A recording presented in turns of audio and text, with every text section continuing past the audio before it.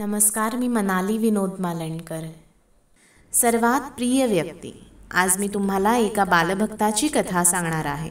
त्याचे नाव प्रल्हाद आहे व त्याचा जन्म कट्टर नास्तिक कुटुंबात झाला होता. जगात असुर व देवता असे दोन प्रकारचे लोक असतात. या दोघात काय फरक आहे? मुख्य फरक असा की देवता किंवा धार्मिक लोक परमेश्वराचे भक्त असतात, तर असुर नास्तिक असतात. ते परमेश्वरावर विश्वास ठेवत नाहीत, कारण ते भौतिकवादी असतात. अशी दोन प्रकारची माणसे या जगात सदैव अस्तित्वात असतात. सध्या कलियुग म्हणजे कलहाचे युग चालू असल्यामुळे असुरांची संख्या वाढली आहे, परंतु हे वर्गीकरण सृष्टीच्या आरंभापासूनच अस्तित्वात आहे. मी तुम्हाला आता ज्या घटनेबद्दल सांगणार आहे ती घटना खूप खूप वर्षांपूर्वीची आहे. ती सृष्टीच्या निर्मितीनंतर काही लाख वर्षानंतर घडली आहे. प्रल्हाद महाराज हे घोर नास्तिक आणि भौतिकदृष्ट्या सर्वाधिक शक्तिशाली होता अशा व्यक्तीचे पुत्र होते. त्या काळचा समाज भौतिकवादी असल्यामुळे बाळ प्रल्हाद महाराजांना भगवंतांचे गुणगान करण्याची संधीच मिळत नव्हती. भगवंतांच्या यशाचा प्रसार करण्यास अत्याधिक उत्सुक असणे हेच महात्म्याचे लक्षण असते. उदाहरणार्थ येशू ख्रिस्त परमेश्वराच्या यशाचा प्रसार करण्यासाठी अत्यंत उत्सुक होते, परंतु आसुरी वृत्तीचे लोक त्यांना समजू शकले नाहीत आणि त्यांनी येशूंना सुळेवर चढवले. प्रल्हाद महाराज 5 वर्षाचे असताना गुरुकुलामध्ये राहायचे. मधल्या सुट्टीच्या वेळी जेव्हा गुरुजी बाहेर जायचे त्यावेळी प्रल्हाद महाराज आपल्या मित्रांना सांगायचे, मित्रांनो इकडे या, आपण कृष्ण भावनेविषयी बोलू. हा प्रसंग श्रीमद भागवताच्या 7व्या स्कंदातील 6व्या अध्यायात वर्णिलेला आहे. प्रल्हाद महाराज म्हणतात की प्रिय मित्रांनो, कृष्ण भावनेचा अभ्यास करण्यासाठी हे बालवयच उपयुक्त आहे. प्रल्हाद महाराजांनी जेव्हा त्यांच्या मित्राबरोबर अगोदर चर्चा केली होती त्यावेळी ते म्हणत होते की अरे, आम्ही तर आता खेळणार आहोत, कृष्ण भावनेचा अभ्यास करण्याची काय गरज आहे? यावर उत्तर देताना प्रल्हाद महाराज म्हणाले, जर तुम्ही बुद्धिमान असाल तर कृष्ण भावनेची सुरुवात बालपणापासूनच कराल. श्रीमद भागवत आपल्याला भागवत धर्म अथवा परमेश्वराविषयीचे शास्त्रशुद्ध ज्ञान देते. भागवत म्हणजे पुरुषोत्तम, पूर्ण पुरुषोत्तम भगवंताविषयीचे, आणि धर्म म्हणजे नियामक तत्वे. मनुष्य जीवन हे अतिशय दुर्लभ आहे. ही एक महान संधीच आहे. म्हणून प्रल्हाद महाराज सांगतात की मित्रांनो, तुम्हाला सुसंस्कृत मनुष्य म्हणून जन्म मिळाला आहे, म्हणून हीच सर्वात मोठी सुसंधी आहे. जरी हे आयुष्य फार काळ टिकणारे नसले तरी स्वतःच्या जीवनाची कालमर्यादा कोणीही सांगू शकत नाही. तरी असे म्हटले जाते की सध्याच्या युगात मनुष्य शरीर 100 वर्षे टिकू शकेल, परंतु जसजसे कलियुग वाढत जाईल तसतसे आयुर्मर्यादा, स्मृती, दया, धार्मिकता व इतर सर्व गुण कमी होत जातील. मनुष्य शरीर जरी अल्पायुष्य असले तरी या शरीरात तुम्ही जीवनाची सर्वोच्च सिद्धी प्राप्त करू शकता. हे इतके महत्त्वाचे का आहे? हीच खरी संधी आहे. या संधीचा उपयोग करून तुम्ही सर्वव्यापी परमेश्वराला जाणू शकता. दुसऱ्या कोणत्याही योनीत ते शक्य नाही. इतर योनीतून क्रमिक उत्क्रांतीने आपण सध्याच्या स्तरापर्यंत पोहोचलो आहोत. म्हणून हा मनुष्य जन्म हीच सुसंधी आहे. निसर्ग नियमाप्रमाणे तुम्हाला शेवटी हे मनुष्य शरीर दिले जाते, जेणेकरून तुम्ही आध्यात्मिक जीवनात प्रगती करून परत भगवत धामास जाऊ शकता. जीवनाची अंतिम गती म्हणजे श्री विष्णू. दुसऱ्या एका श्लोकामध्ये प्रल्हाद महाराज सांगतात की मायाशक्तीमुळे मोहित झालेल्या भौतिक जगातील लोकांना मनुष्य जीवनाचे उद्दिष्ट माहीत नाही. का बरे? कारण या डोळे दिपवणाऱ्या बहिरंगा शक्तीने त्यांच्यावर भुरळ घातली आहे. आपण आध्यात्मिक शक्ती आहोत हेच ते विसरले आहेत. याबद्दल त्यांनी पुढे स्पष्टीकरणही दिले आहे, परंतु इथे ते म्हणतात की जीवनाची अंतिम गती विष्णू यांना समजून घेण्यासाठी हे जीवन म्हणजे एक सुसंधी आहे. विष्णू किंवा परमेश्वर यांना समजून घेण्याकरिता आपण इतके उत्सुक का असावे? याबद्दल प्रल्हाद महाराज एक कारण देताना म्हणतात की विष्णू सर्वात प्रिय व्यक्ती आहेत, ते आपण विसरलो आहोत. आपण सर्व एक प्रिय व्यक्ती शोधित असतो.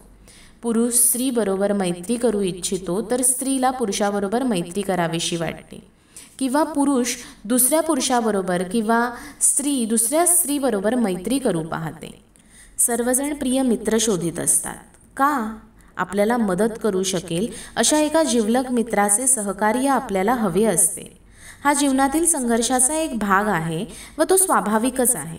परंतु आपल्याला हे माहीत नाही की पुरुषोत्तम भगवान विष्णू हे आपले सर्वात जिवलग मित्र आहेत. आपण सर्व एका प्रिय मित्राच्या शोधात आहोत, परंतु असा प्रिय मित्र कोण आहे ते मात्र आपल्याला माहीत नाही. ज्यांनी भगवद्गीता वाचली आहे त्यांना 5व्या अध्यायात हा सुंदर श्लोक आढळेल, जो म्हणजे, जर तुम्ही भगवान श्रीकृष्णांबरोबर मैत्री केली तर तुम्ही पूर्णपणे जाणू शकाल की या व इतर जगात जे काही अस्तित्वात आहे ते सर्व श्रीकृष्णांच्या मालकीचे आहे. ते सर्व वस्तूंचे भोक्ता व स्वामी आहेत. तुम्ही तपश्चर्या का करत आहात, तुम्ही दान का करत आहात, तुम्ही धार्मिक कार्ये का करीत आहात, तुम्ही जे काही करीत आहात ते केवळ परमेश्वराच्या संतुष्टीकरिताच केले पाहिजे. तुमच्या धार्मिक कार्यांनी जेव्हा परमेश्वर संतुष्ट होतो तेव्हा तुम्हाला त्याचे फळ मिळते. तुम्ही भौतिक सुख किंवा आध्यात्मिक सुखाची इच्छा करू शकता. तुम्ही या ग्रहावर किंवा इतर ग्रहांवर राहायची इच्छा करू शकता. तुम्ही मानव किंवा वाघ, कुत्रा, मांजर असे कोणतेही शरीर प्राप्त करू शकता. थोडक्यात सांगायचे तर तुम्ही तुमच्या सर्व इच्छा पूर्ण करू शकता. म्हणून परमेश्वर तुमचा सर्वात जिवलग मित्र आहे. तुम्हाला त्याच्याकडून जे काही हवे आहे ते तुम्ही प्राप्त करू शकता. परंतु एक बुद्धिमान मनुष्य अशी कोणतीही वस्तू मागत नाही जी भौतिकरित्या दूषित झालेली आहे. भगवद्गीतेत श्रीकृष्ण सांगतात की एखादा मनुष्य ब्रह्मलोक या सर्वोच्च ग्रहापर्यंत प्रगती करू शकतो. ब्रह्मलोकावरची आयुर्मर्यादा अनेक कोटी वर्षांची असते. ती इतकी प्रचंड असते की तुम्ही तिची गणनाच करू शकत नाहीत व तुमचे गणिताचे ज्ञानही अपुरे पडेल. भगवद्गीतेप्रमाणे ब्रह्माचे आयुष्य इतके मोठे असते की 432 कोटी वर्षांचा त्यांचा फक्त एक दिवस असतो. श्रीकृष्ण म्हणतात की एका मुंगीपासून ते ब्रह्मदेवापर्यंत तुम्ही कोणतेही पद घेऊ शकता. परंतु सर्व ठिकाणी जन्म आणि मृत्यूचे चक्र आहेच. परंतु कसेही करून जर तुम्ही कृष्ण भावनेमध्ये माझी भक्तिमय सेवा कराल तर मात्र तुम्हाला या दुःखदायक भौतिक स्थितीत परत यायची गरज नाही. प्रल्हाद महाराज सुद्धा तेच सांगताना म्हणतात की आपण भगवान श्रीकृष्ण या आपल्या सर्वात जिवलग मित्राच्या शोधात आहोत. तो आपल्याला इतका प्रिय का आहे? तो स्वभावतःच प्रिय आहे. तुम्ही कधी विचार केला आहे का की तुमच्यातील सर्वात प्रिय गोष्ट कोणती आहे? तुम्ही स्वतः प्रिय आहात. मी आता इथे बसलो आहे, परंतु जर आगीची सूचना झाली तर मी लगेच स्वतःची काळजी घेईन. मी स्वतःला कसे काय वाचवू शकेन? त्यावेळी आपण सर्व मित्रांना, अगदी आपल्या मुलांना सुद्धा विसरतो. मला स्वतःला प्रथम वाचू द्या. स्वसंरक्षण हाच निसर्गाचा पहिला नियम आहे. स्थूलमानाने आत्मा म्हणजे शरीर होय. सूक्ष्म स्तरावर आत्मा म्हणजे मन आणि खऱ्या अर्थाने आत्मा म्हणजे आत्मा होय. स्थूल स्तरावर आपल्याला शरीराचे रक्षण करायला आवडते आणि सूक्ष्म स्तरावर आपल्याला मनाचे रक्षण करायला आवडते. परंतु मनाच्या आणि बुद्धीच्या पलीकडे जेथे आध्यात्मिक वातावरण असते तेथे आपण हे जाणू शकतो की मी हे शरीर व मन यापैकी काहीच नाही. अहम ब्रह्मास्मी, मी परमेश्वराचा अंश आहे. हा वास्तविक ज्ञानाचा स्तर आहे. प्रल्हाद महाराज सांगतात की सर्व जीवांमध्ये विष्णू आपले परम शुभचिंतक आहेत व म्हणून आपण सर्वजण त्यांना शोधित आहोत. जेव्हा एखादे लहान मूल रडत असते त्यावेळी त्याला काय हवे असते? त्याला आई हवी असते.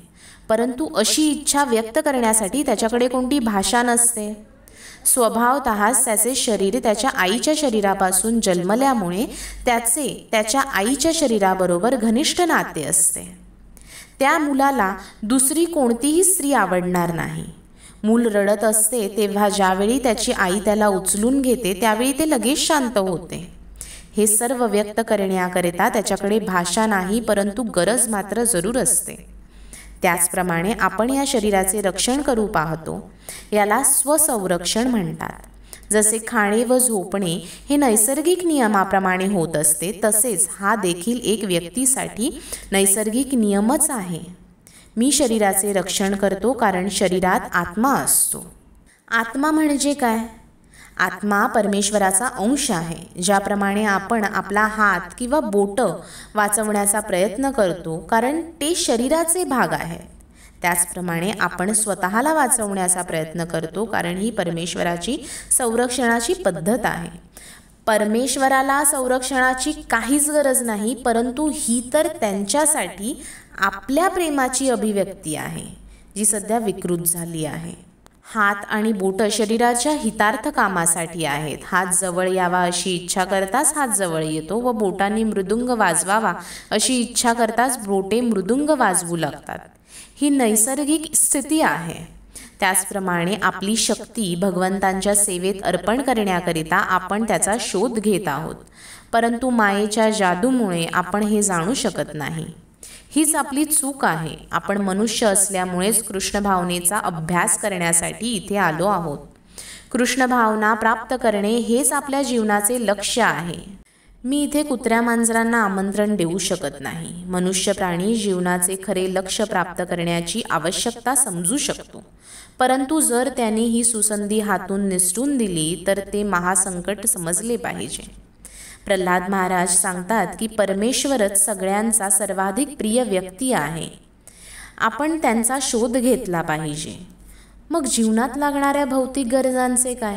यावर प्रल्हाद महाराज म्हणतात की मला हे चांगले माहीत आहे की तुम्ही इंद्रिय भोगांच्या मागे लागला आहात. इंद्रिय भोग शरीराच्या माध्यमाने सहजगत्या प्राप्त होऊ शकतो. डुकराचे शरीर एका विशिष्ट प्रकारचे असल्यामुळे विष्ठा खाऊन त्याला इंद्रिय भोग मिळत असतो व तुमच्याकरिता तर विष्ठा म्हणजे सर्वात घृणास्पद वस्तू आहे. शौच विधी उरकल्यावर त्यातून निघणाऱ्या दुर्गंधीपासून वाचण्याकरिता तुम्ही तिथून लगेच दूर जाता, परंतु डुक्कर मात्र याचीच वाट पाहत असते. तुम्ही शौचविधी उरकल्याबरोबर तो आनंद घेऊ शकतो. दुसरे पशु इकडे आकर्षित होत नाहीत, कारण प्रत्येक प्राण्यांची इंद्रिय तृप्ती ही त्याच्या शरीराच्या रचनेवर आधारित असते. निरनिराळ्या प्रकारच्या शरीरांकरिता निरनिराळ्या प्रकारची इंद्रिय तृप्ती असते. म्हणून प्रल्हाद महाराज म्हणतात की मित्रांनो, स्वतःच्या विशिष्ट प्रकारच्या शरीराने आपण इंद्रिय तृप्ती प्राप्त करू शकतो. ज्या कोणाला भौतिक शरीर प्राप्त झाले आहे त्याला इंद्रिय तृप्ती मिळत असते. तुम्ही मुळीच असे समजू नका की विष्ठा खाणारी डुकरे दुःखी आहेत. छे, ती तर आनंदित आहेत. आता जर डुक्कर व उंट इंद्रिय तृप्ती उपभोगू शकतात तर मग मनुष्य का उपभोगू शकणार नाही? परंतु हे काही आपले लक्ष नव्हे. ती तर निसर्गाची देणगी आहे. डुकराच्या शरीराच्या सोयी निसर्गाद्वारे दिल्या जातात व कुत्र्याच्या शरीराच्या सोयी देखील निसर्ग किंवा परमेश्वरांकडून येत असतात. निसर्ग नियमाप्रमाणे ज्या सोयी तुमच्या वाट्याला येणारच आहेत त्यांकरिता तुम्ही इतके परिश्रम का करता? तेव्हा ते म्हणतात की निसर्गाच्या व्यवस्थेनुसार प्रत्येक योनीत शारीरिक गरजा पुरवल्या जातात. ज्याप्रमाणे दुःखांची तरतूद केली जाते त्याचप्रमाणे इंद्रिय प्राप्तींची देखील तरतूद केली जाते. तुम्हाला ताप आलेला आवडतो का? नाही. मग तो काय येतो? मला माहीत नाही, परंतु तरी तो येतो की नाही? होय. तुम्ही तो येण्याकरिता प्रयत्न करता का? नाही. मग तो येतो तरी कसा? निसर्गामुळे. हे एकच उत्तर आहे. त्याचप्रमाणे जर निसर्गामुळे दुःख येतात तर तुमची सुखे देखील निसर्गामुळे येतीलच. त्यांच्याबद्दल चिंता करीत बसू नका. प्रल्हाद महाराजांचा हाच उपदेश आहे.